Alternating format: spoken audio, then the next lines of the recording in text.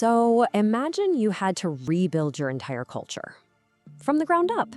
Today, we're diving into a revolutionary guide that did exactly that for millions of people. It's called the Abhinav Bauddha Aacharpranali, and it's basically the blueprint for a whole new way of living. Think about it. Any revolution, no matter how big, always faces this one massive question. What happens the day after? You've torn down the old way of doing things, so what do you build to take its place? Okay, picture this. The year is 1956. Led by the incredible Dr. B.R. Ambedkar, millions of Indians make a monumental choice. They convert to Buddhism, all at once. They're leaving behind a social order that was deeply oppressive. But in doing so, they created this huge cultural vacuum. All the old rituals for birth, for marriage, for death, they were gone. So what do? How do you celebrate a wedding? How do you mourn a loss? How do you even build a community without those shared traditions? Answering that is exactly what this book was created for. So first, let's really dig into that initial problem, making that clean break from the past and dealing with the massive cultural void that it left. So how do you fill that void? Well, the answer was to forge a completely new path, one that was built on a foundation of reason, not just on ancient rituals. At the very core of this new culture is this powerful idea called buddhiwad, which basically just means rationalism. The thinking behind it is right there in the quote. Your actions, your whole life, should be guided by reason. You don't just blindly accept things because a book or some authority figure tells you to. I mean, this was a complete and total departure from faith-based tradition. And this chart just lays out the difference perfectly. The old way, known as karmakanda, was all about these super complex, often superstitious rituals that were completely dependent on a priestly class. The new way, buddhiwad, is the exact opposite. It's all about rationalism, thinking for yourself, and putting the power and responsibility right back into the hands of the individual. Okay, so what does this new path actually look like in practice? Well, it's built on three main pillars. You've got the Trisarna, which is a commitment to the Buddha, his teachings, and the community. Then there's the Panchsheel, 5 simple ethical rules for life, like not harming or stealing. And then, and this one is a huge deal, you have Dr. Ambedkar's 22 vows, which are an explicit, unambiguous rejection of old gods and discriminatory practices.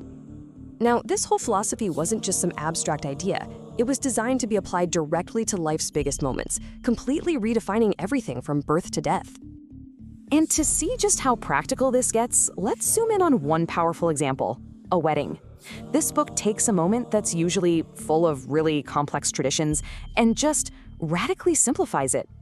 So what does one of these new weddings look like?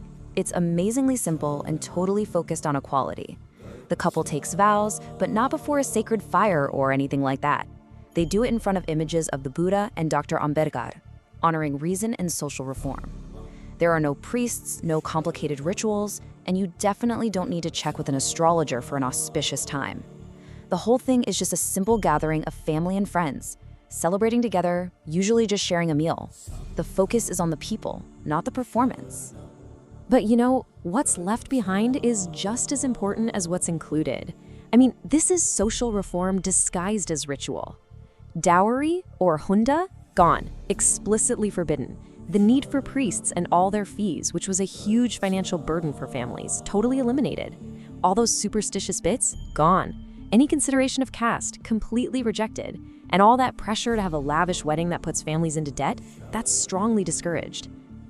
This massive transformation didn't just stop with life events. It actually reshaped the entire year, creating a whole new calendar that celebrated social reformers instead of gods. So the year is no longer marked by ancient religious festivals. Instead, it's filled with days of social consciousness. January 3rd celebrates Savitribai Phule, a true pioneer of women's education. April 14th is Dr. Ambedkar's birthday, of course. October 14th is the anniversary of the Great Conversion itself. And get this, even December 25th is remembered as the day Dr. Ambedkar publicly burned the Manusmriti, a text that was seen as promoting inequality. Every single holiday is a history lesson in the fight for justice. So when you put it all together, the rituals, the calendar, the philosophy, it all serves one incredibly powerful purpose: to provide a blueprint for a new identity. This was so much more than a book of instructions. It was a declaration of self-respect. So, to wrap it all up, the Abhinav Bauddha Aacharpranali was never just some rulebook. It's a practical, hands-on guide. It gave an entire community the tools they needed to consciously and deliberately build their own cultural identity, one based on rationality, equality, and human dignity. And if there's one thing that perfectly captures the spirit of this definitive break from the past, it's this number, 22. The 22 vows of Dr. Ambedkar. They are the absolute bedrock of this new identity. A clear, powerful, and unwavering statement of what was being rejected and what new future was being created. You know, this whole story really shines a light on a much bigger, more universal question. Here we have a community that consciously designed new rituals to reflect their new values. And it just makes you think about your own life, right? How essential are rituals, the ones we inherit, the ones we reject, and maybe even the new ones we create for ourselves, in shaping who we really are?